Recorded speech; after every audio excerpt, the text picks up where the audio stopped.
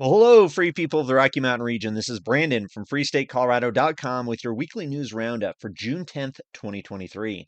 Every week, we take a look at some headlines, some news stories from across our great state. Well, I hope you had a great week. It was beautiful weather outside. Absolutely gorgeous day today, this Saturday, June 10th. Hope you get to spend some time with some family, friends, and get outdoors this weekend. Well, let's see what's been going on. As always, you can check on freestatecolorado.com as a resource for previous week's news stories. You can use the search function if you're looking for particular articles, maybe articles about specific politicians you're working on campaigns for or against, some interviews and other resources as well about testifying at the state capitol and so forth. Well, let's get started. See what's in the headlines this week. First story I'd like to talk about today is on denvergazette.com. Xcel Energy ratepayers, that means customers of Xcel Energy, are on the hook for $163 million energy management program. Wow. So Xcel Energy, as you know, is the primary electricity and natural gas provider for the Denver metro area and kind of holding a lot of their customers hostage, right? A lot of homeowners, renters, people don't really have a choice. You have to use them or you go cold, you go hot, you don't have electricity. It's really not an option. Pretty much a government sanctioned monopoly. So $163 million energy management program that, of course, the consumers, the customers have to pay for. Article from June 4th, 2023 from Scott Weiser. The Colorado Public Utilities Commission last week verbally approved a $163.5 million rate hike for Xcel Energy to help meet carbon emission reduction targets set by Governor Jared Polis's greenhouse gas reduction roadmap. So, as I've been talking about for a long time, it's been pretty obvious, it's been in the news, but this green agenda that the Democrats and bureaucrats are really pushing will make society a lot more poor. It's going to impoverish us by taking money out of our paychecks, funding programs that don't necessarily do anything, and just overall reducing the quality of life and the standard of living for people in Colorado. So your Governor Polis, as well as his lackeys in the legislature, have pushed these carbon emission reduction targets that are relatively unrealistic and are going to push us back into the dark ages. What this effort will add to ratepayers' bills is yet to be determined. I believe the commission approved annual base budgets of $78 million for electric energy efficiency, $18 million for gas energy efficiency, and $67.5 million for beneficial electrification over 24 to 2026, said Gail Connor, spokesman for the Public Utilities Commission, in a statement. Beneficial electrification goals, also called demand side management, for investor owned utilities were mandated by the General Assembly and Senate Bill 21 246, signed into law by Polis in June 2021. Based on what we've heard, there will be very little impact to customers' bills as a result of the Commission's decision, said Michelle Aguayo, spokesperson for Xcel Energy, in a statement to the Denver Gazette. The budgets for electric and natural gas conservation programs are actually decreasing slightly. However, the Commission did approve substantially expanded programs for electrification of heating loads, which will offset the decreases in conservation budgets. Aguayo said the company has imposed a demand side management cost adjustment charge for years. Currently, those charges account for about 2% of an average customer's natural gas bill and 1.5% of the average electric bill, and those charges are not expected to change substantially, Aguayo said. So, I mean, the big thing here to realize is, even if you're not interested in local politics, the fact that 2% of your bill, 1.5% of your bill might not seem like a lot, but this is just one of the charges that the government is putting on your cost of living in Colorado. People wonder why things have become so expensive, why utility rates are skyrocketing. It's because of these ridiculous programs pushed by our government. So, sticking with the Xcel Energy theme for a little bit, I'd like to go to another article here, also from Denver Gazette. And this is guest column, Say No to Xcel's Unfair EV Charging Venture, by Raymond Huff, June 7th, 2023. It's Raymond Huff there. Xcel Energy's plan to break into the electric vehicle EV charging space is a savvy business move for the electric utility, and it's a horrible deal for Coloradans. If Xcel's proposal goes according to plan, as reported by the Gazette, Coloradans will be personally on the hook for chipping in more than $140 million so that the utility can build and operate an EV charging network throughout the state. Wow. Xcel would have us believe this is a necessary step toward addressing climate change, which is a smart strategy. Not only does the utility earn brownie points with residents who are concerned about the environment, it does so while tapping into an extremely lucrative new business venture. Now, keep in mind, Xcel has a guaranteed rate of return on any capital investment. Under this proposal, the company will raise your home and business power bills and then use that new revenue to build 460 EV charging stations, where it will sell electricity to EV drivers, all while getting the guaranteed return on investment. Even better for Xcel, there are no consequences if these new chargers don't work, or if they go in locations where no one utilizes them. Unlike a business that would have to strategically locate chargers and ensure they are operational, Xcel gets paid regardless of how the chargers perform or if they are even used at all. And lastly, Xcel's proposal is of such magnitude that would ensure the utility controls Colorado's marketplace for EV chargers. Wow. No retailer is going to risk their own money, to install an EV charging station while Xcel is building hundreds of stations using ratepayer money, getting paid for each one, and deterring any competition. Interesting. If we really want EV chargers all over the state, there's a better way. Open the door for private investment by reining in these types of utility takeovers. So it's pretty interesting to see the consequences of a utility monopoly like Xcel Energy. Here they can use their enormous buying power as well as their guaranteed customer base to push out any competitors across Colorado, all at the same time meeting these ridiculous goals put forth by the governor and the state legislature. So, as you may know, electric vehicles, electric cars are really only affordable for most people because they're so subsidized by the government. Whether it's these new tax credits that were rolled out this year by the state legislature or funding pushed by Xcel and other companies to clean up the market, it's really hard for a lot of people to afford these electric vehicles without these government subsidies and government control. So just another example, another consequence of how Xcel Energy is using their monopoly power to kind of game the system in their favor. So what's the future? The future is really for free market people, for liberty-minded individuals. The future would be open competition, right? Competition among utilities. And of course, we're getting better technology to make that more accessible. Let's move on. Sticking with the climate theme, a little bit of a theme here this week from Complete Colorado page 2, the great CompleteColorado.com, a website you should be checking out once, maybe even twice a day. An aggregator for news stories from across the state, and their original reporting is some of the best out there for us liberty-minded activists. Climate lawsuits aim to push energy costs even higher, by Paul Prednitz, June 2nd, 2023. The U.S. Supreme Court recently signaled a shift in climate litigation aimed at energy producers, allowing the suits to proceed in state rather than federal courts across the country. This is bad news for energy producers and consumers. In a unanimous decision written by the late Justice Ginsburg, the High Court previously found that climate change policy is not under the purview of federal courts and is better suited for Congress. State courts, conversely, are held to no such standard and are generally viewed as friendlier venues for winning massive awards against energy companies. Nearly 24 states, cities, and municipalities across the country are suing major energy companies in an attempt to hold them liable for damages that they allege were caused by climate change. Yikes, you see where this is going. 3 localities in Colorado, Boulder County, San Miguel County, and the city of Boulder, have joined the litigation effort.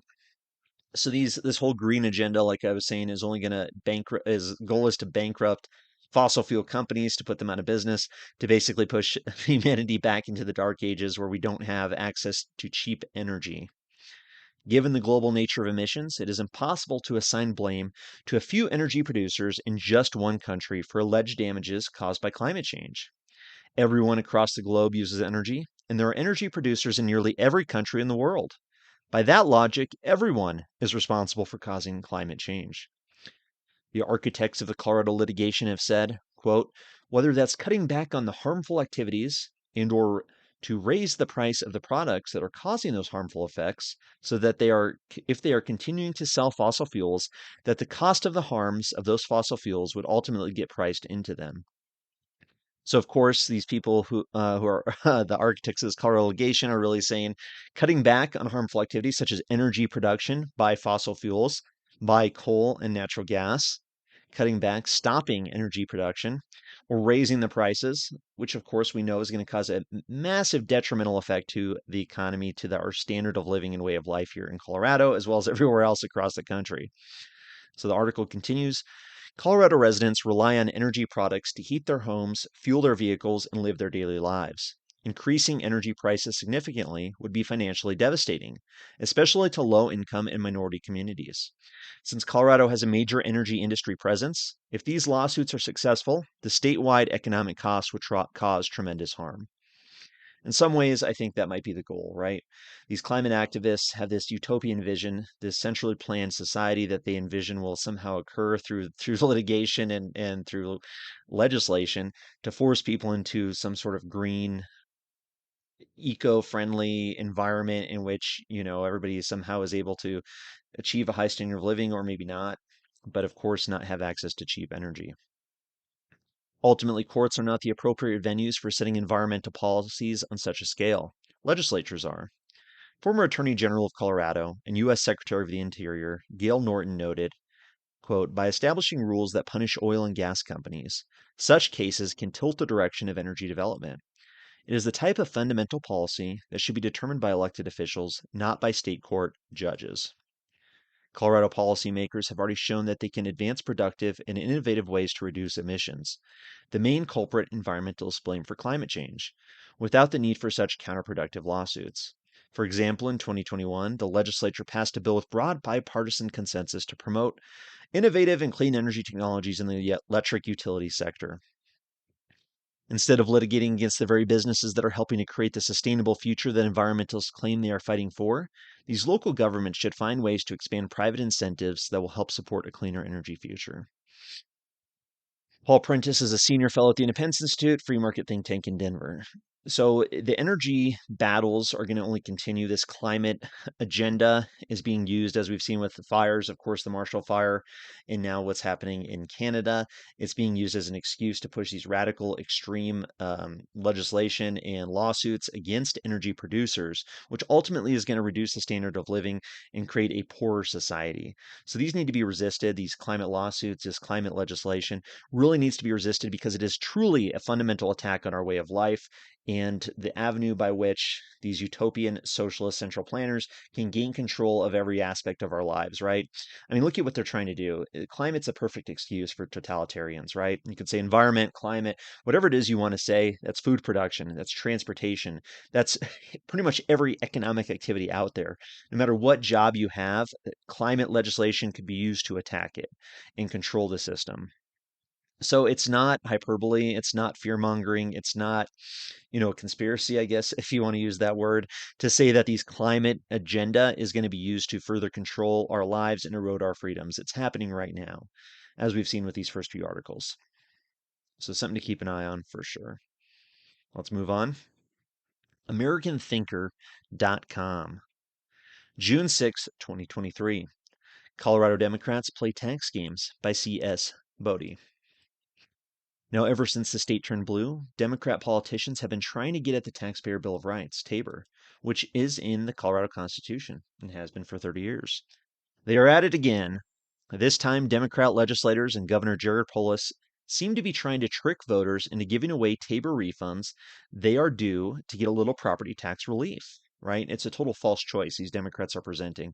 Hey, give us your property tax, give us your TABOR tax refunds, your TABOR rebates, and we're going to lower property taxes. It's a total scam. As this article continues, recently, Coloradans have received property value estimates that show property taxes will go up substantially, even by 30 to 70%. Shortly thereafter, outside a home in Commerce City, the governor signed Senate Bill 23303, a bill that refers Proposition HH to the November 2023 ballot. It indicates that, if voters approve, the government will slightly reduce property taxes and then backfill the government from surplus dollars used to give citizens TABOR refunds. Preceding a feature about the measure on CBS Colorado, news anchor Karen Lay said that people are a little confused by what this measure is actually going to do. Political specialist Sean Boyd responded, quote, and no wonder, it deals with two very complicated subjects, property taxes and the Taxpayer Bill of Rights, or TABOR. And TABOR, of course, caps how much money the state gets to keep, how much of our tax money, our stolen tax money that they get to keep. Proposition HH raises that cap substantially over time. And yet the measure makes no mention of TABOR. It doesn't say how much it will cost you in tax refunds or save you in property taxes, which is why 12 counties have already signed on to a lawsuit saying the measure is unclear, and unconstitutional. Boyd pointed out simply what the ballot measure will be asking voters. Quote, shall the state reduce property taxes for homes and businesses by using a portion of the state surplus? Michael Fields, president of Advance Colorado, who filed the lawsuit, commented that the state is labeling, saying, quote, this money is just sitting there. Let's get some property tax relief. Doesn't that sound great? And of course, they are lying. These Democrats know well enough that any crisis can be used to erode our freedom, to take more of our money. It's in the Democratic platform. Colorado Democrats have it in their platform to repeal Tabor, to amend the state constitution, to steal all of our tax money back from us that they think they deserve, Unfortunately, a lot of Coloradans don't understand how valuable the Taxpayer Bill of Rights is, how valuable Tabor is to keeping Colorado free and keeping Colorado workers, giving them money, keeping money in our wallets. That's what Tabor's all about, is the government doesn't deserve our paychecks, right? If there's anything you're entitled to in your life, it is your paycheck. It is the money you earn, the money you work so hard for. Why can't you retire early? Why can't you take this vacation? Why can't you pay for a good college for your kids or a good school? It's because they steal so much tax money out of your paycheck, out of everything you do in society, that makes you worse off, makes you poorer. The government, through their taxation schemes, are making us poor. They're taking away our money, they're taking away our freedom, they're taking away and now trying to take away our rights through Proposition HH. They're coming after the Taxpayer Bill of Rights. Read this article. It's a really good one. It's very unfortunate that Colorado Democrats do not support Colorado workers. They do not support the working class of Colorado and want to do everything they can to lie to Colorado voters to say the only way you're going to get property tax relief is by giving up your tax refunds. That is a total lie. Democrats should be ashamed of themselves, and it's important that people call them out, like in this article. Let's move on.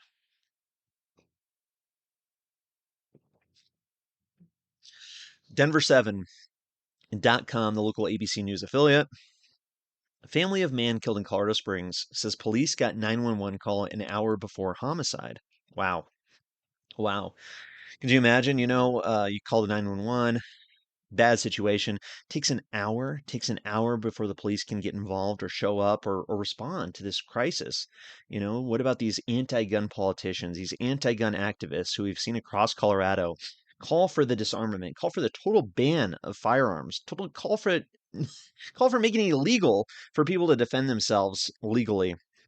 Absolutely and utterly shameful. And this is a perfect example of why you never should be able to give up, why you should never give up your firearms, why you should get a firearm if you don't have one, why you should get trained, learn how to use it, and learn how to protect your family. Because it might take the police an hour to get there. This is from the Denver Post, originally, Denver Pest, from June 5th, 2023, updated June 5th, 2023 at night. Let's see here. The family of a 32-year-old man killed in Colorado Springs on Friday says it took police an hour to respond to a hostage situation that turned deadly. Just after 2 p.m. Friday, Colorado Springs police officers found Quaylen Campbell and another individual dead near 1500 South Nevada Avenue. But the family, in a news release Monday, says Campbell's wife, Talia, called 911 nearly an hour earlier to report that her husband had been taken hostage. 911, send please, Campbell texted his wife, according to messages provided by Talia Campbell's attorneys. The messages also included a photo of his alleged hostage taker. Despite the pleas, officers didn't respond for nearly an hour, attorneys Harry Daniels and Chantal Sherry Lassiter said. Wow. Read the full story at Denver Post. So you can see right here, you're in a crisis, you're being held hostage. You have a family member being held by a criminal, possibly at gunpoint. You call 911.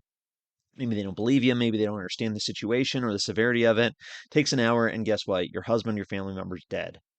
You got to learn how to defend yourself. If anything, if we've learned anything, if people have learned anything since the 2020 whole COVID and riots and everything that's been happening, is you have to take personal responsibility for your own safety, your own security. You have to take personal responsibility for your own family. You cannot rely on the authorities to be an advocate for you. You cannot rely on the authorities to protect you. It's more true now than ever. And all those people who are calling for banning firearms don't understand the reality of the world we live in. Let's move on. Freedom of Information Coalition, one of Colorado's great organizations here, the voice for open government in Colorado. Really great liberty organization, coloradofoic.org. This article came out June 6th, 2023. First Amendment, of course, is one of the subjects on this article, as you'll see. Polis signs bill letting Colorado elected officials block people on private social media, but acknowledges, quote, this area of law is unsettled. Jeffrey Roberts, the CFOIC executive director,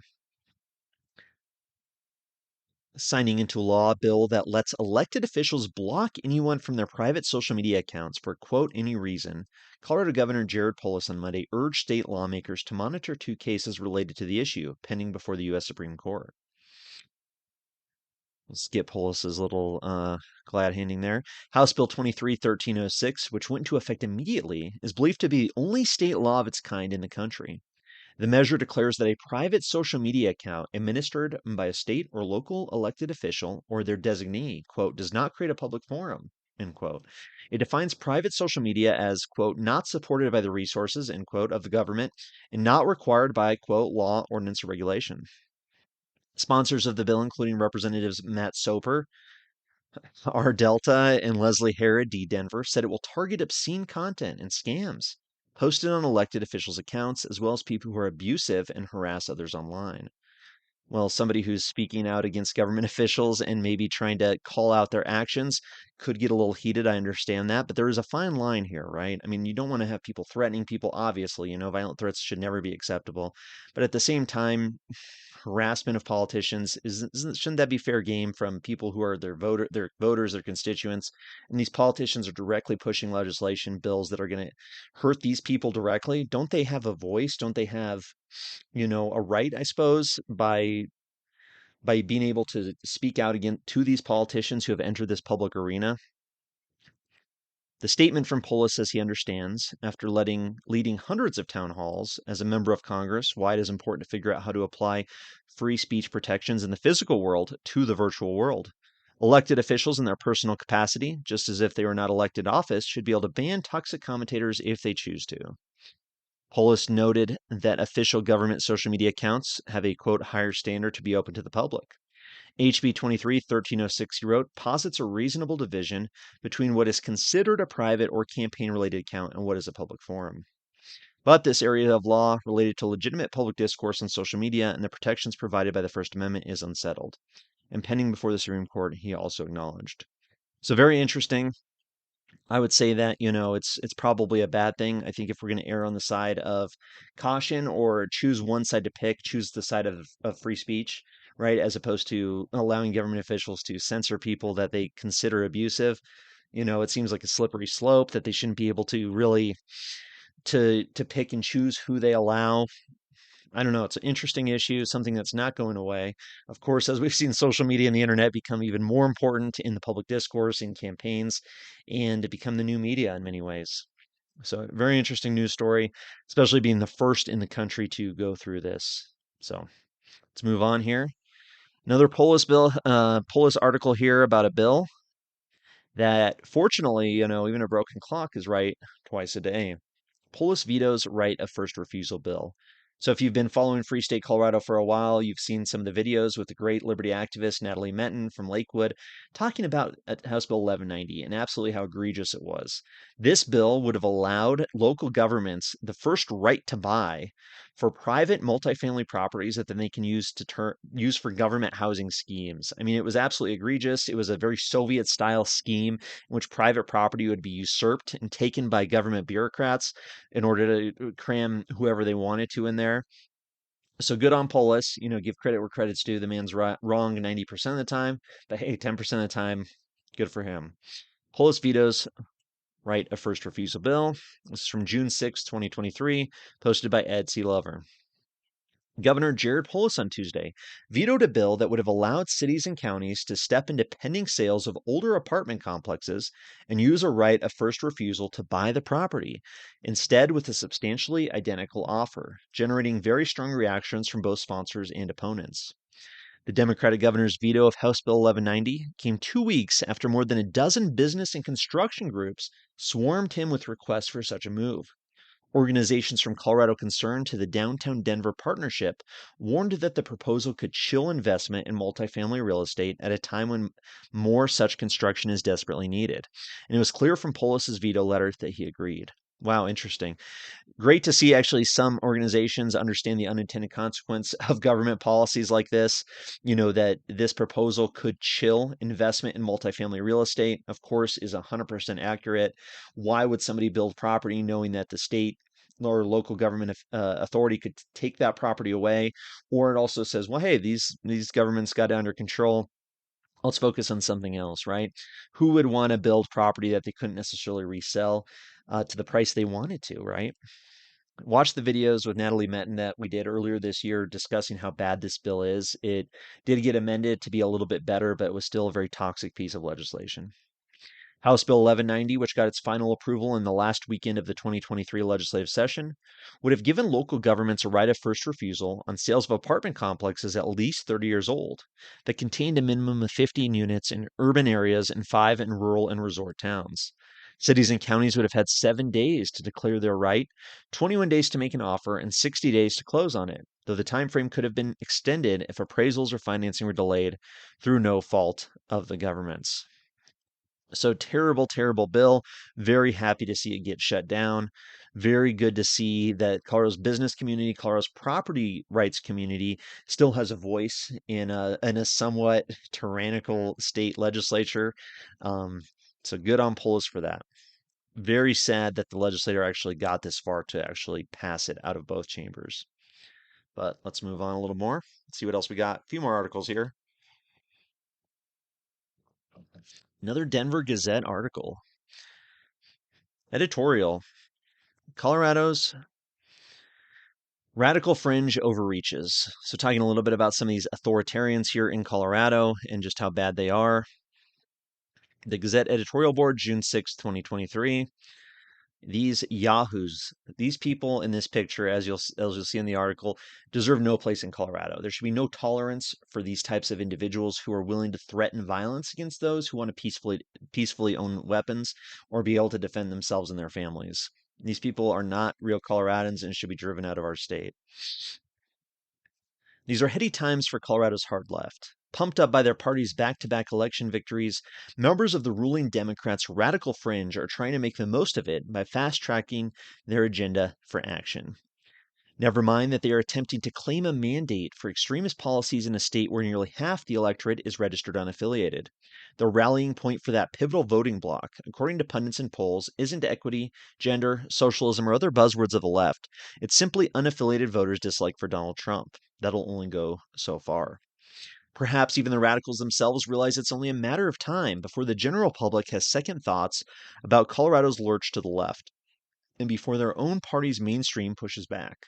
So, radicals in the state legislature, on some city councils, and elsewhere in Colorado's political firmament are doing their level best to move past. When they aren't trying, essentially, to decriminalize crime, they are attempting to wreck the rental market, unionize even local government, and strangle small businesses in litigation and red tape. Some of those efforts have been rebuffed by stakeholder groups that are already sounding the alarm, as well as by elected Democrats like Governor Jared Polis, who sometimes serves as the adults in the room. So far, though, the far left is undeterred. On Monday, the left was back at it with another outlandish foray from the fringe, and this one targeted even Polis, the lifelong Boulder Democrat and bane of Republicans. As reported by Colorado Politics, the group calling itself Here for the Kids. How could you be against that group? Come on. How stupid are these people? Rallied at the Capitol to stage a sit in that promises to last a week in the name of scrapping the Second Amendment right to bear arms. The group's gambit isn't about more gun control laws, of which the legislature already has adopted several this year alone. Those were signed into law the other day by the governor. No, this crusade is about getting rid of guns altogether. That's right. These people are going so far as to try and ban all firearms in society, make them entirely illegal. As noted in the Colorado Politics report, Monday's sit-in included a demand for Polis to issue an executive order declaring the state of emergency due to gun violence in Colorado.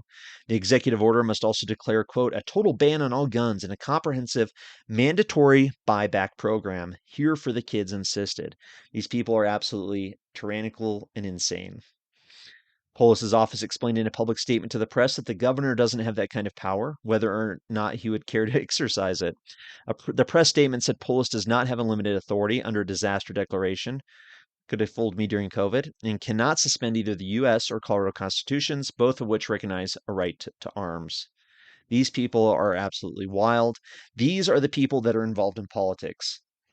So, you know what? You're watching this video, so I'm sure you're somewhat interested, maybe active in the local political scene, but this is why it's so important to get involved locally. Get involved in your local political scene because these people are involved. These people are serious and these people are not going to stop. These people have money. These people have lots of money from out of state billionaires like Michael Bloomberg to come into our state and push this radical anti-Colorado agenda. If you don't if you don't think that this is a wake-up call for you to get involved, for you to speak out and stand up for your right to self-defense, for your right as a property owner, as a parent, you name it, as your right as just an individual in Colorado, get involved now before it's too late because these people are not going away. And one last thing, do not waste your time on presidential or national politics.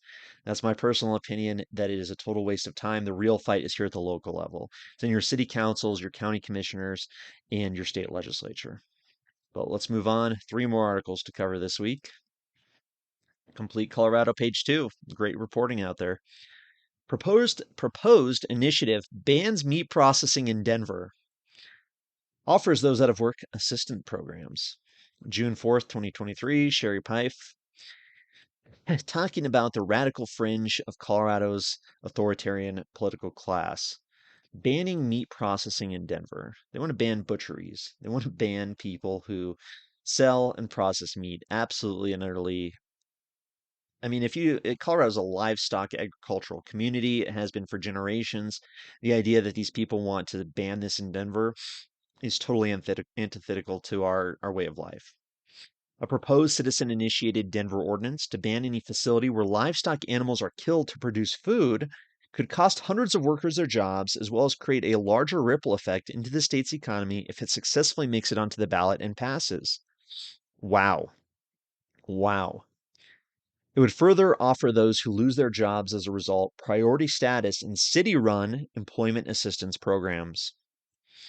The proposal, titled Prohibition of Slaughterhouses, is currently in the signature gathering phase and will prohibit, quote, the construction, maintenance, and use of any meat processing facilities in Denver beginning January 1st, 2026, as well as require the city to prioritize residents whose employment is affected by the ordinance in workforce training or employment assistant programs. The legislative intent of the proponents includes seeking an increase in plant-based protein sources. These people want to ban meat entirely if they could. This is one step in that direction, as well as pushing the claim that livestock is a major contributor to climate change. Though no explanation is provided as to how pushing existing meat processing plants out of Denver city limits would reduce greenhouse gas emissions. If enough signatures are gathered, it would appear on the April 24th municipal election ballot. I mean, what do you even say about this, right? I mean, what do you even say to these people? I mean, we've seen it so far, right? I mean, we've seen it just this week alone, using these climate schemes to get rid of get rid of the most productive energy sources available to humankind, to ban meat, to take away our right to defend ourselves, to allow the government to buy up all the property for their own schemes. I mean, this only goes one way, and that's impoverishment of society. Absolutely and utterly shocking. Read this article. If you live in Denver, if you're approached by any of these signature gatherers, please refuse to sign. And of course, if this makes it on the ballot, this needs to be pushed back. There needs to be a massive pushback against this. These people should be ashamed of themselves. Well, let's move on. 2 more articles. We do have an article about an individual here in Colorado standing up for children, standing up for the community. This is from campfirecolorado.com. Protecting our children. The urgency for Castle Rock Town Council to prohibit adult live performances in front of children. June 8th, 2023, by Aaron Wood. Personally, I have nothing against adults who want to engage in behavior I might not necessarily agree with. Feel free, do what you want, but it's really the part where they're live performances in front of children that is upsetting people, and I completely understand that.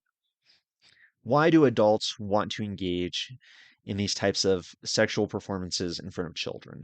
That's the question. Here's Aaron Wood, the author of the article, Protecting Our Children, the urgency of Castle Rock Town Council to prohibit adult live performances in front of children.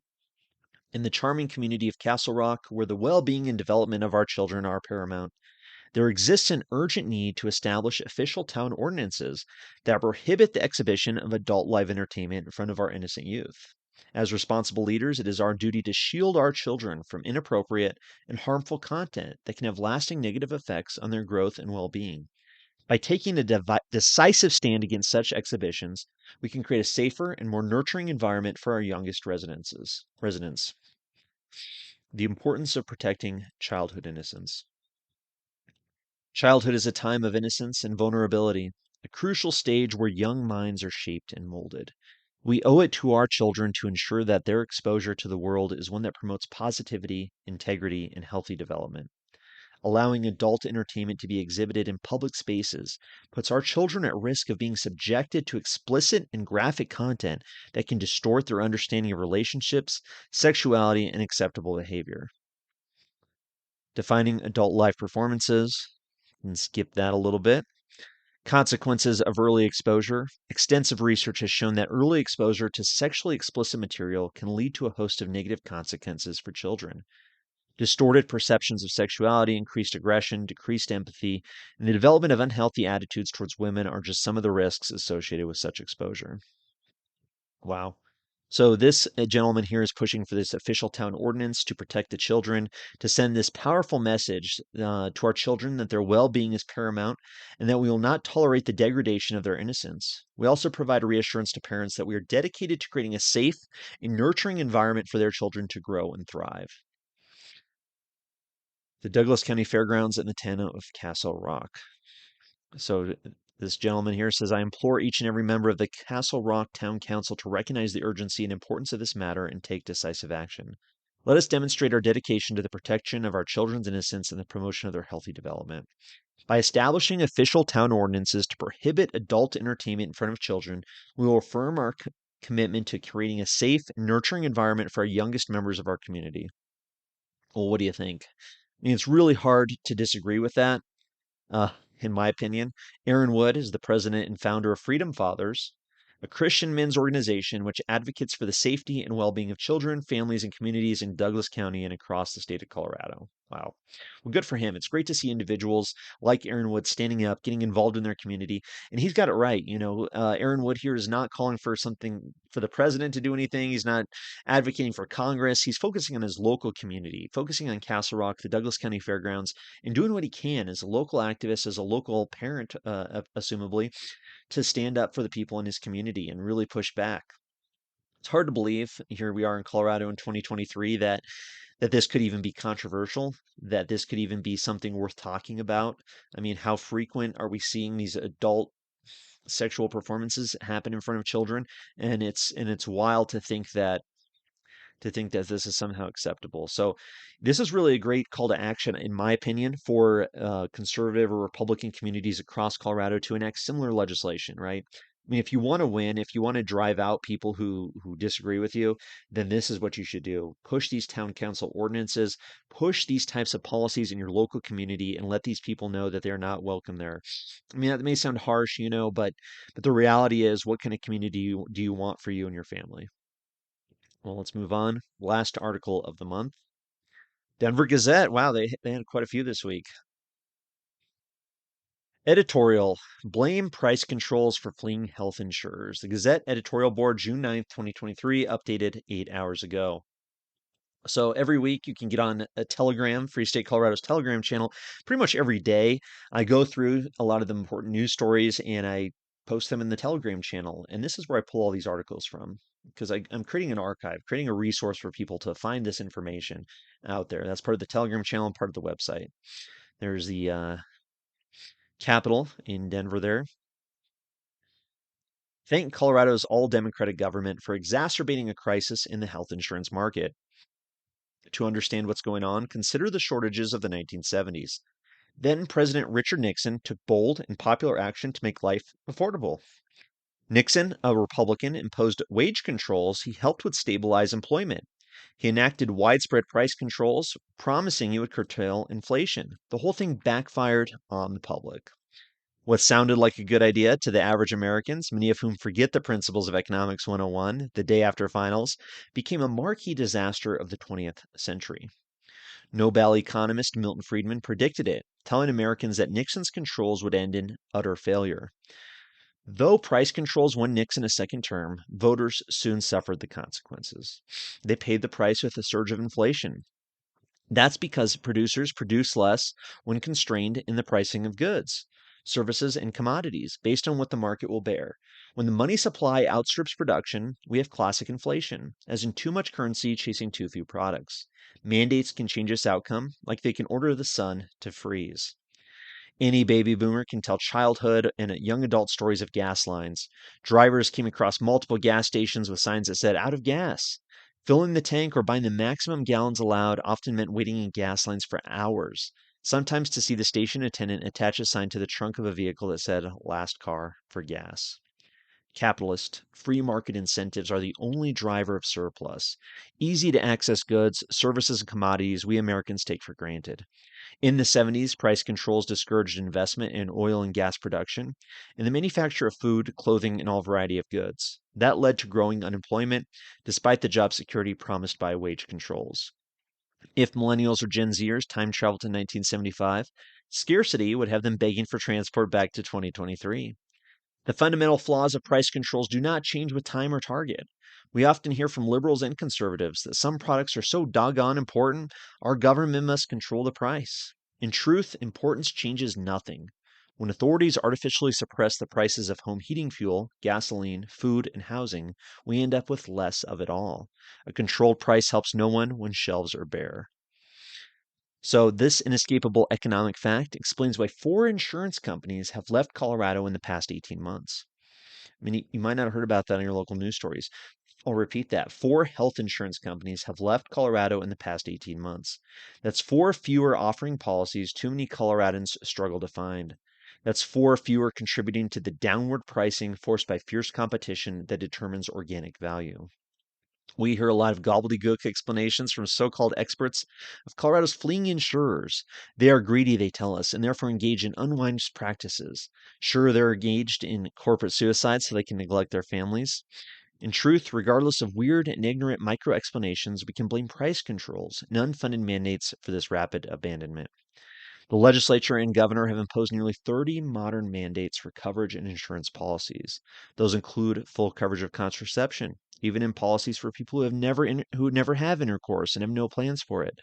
The policy for a 90-year-old woman or a lesbian must contain contraceptive coverage and must contain full coverage of abortions without copays and other traditional cost-sharing arrangements designed to lower premiums. Another mandate requires full coverage of infant care, even for those who cannot or will not have children. All appear as compassion while making insurance hard to afford. Very great article here. One of the most important aspects that the Gazette is hinting on is that the government distorts the economy.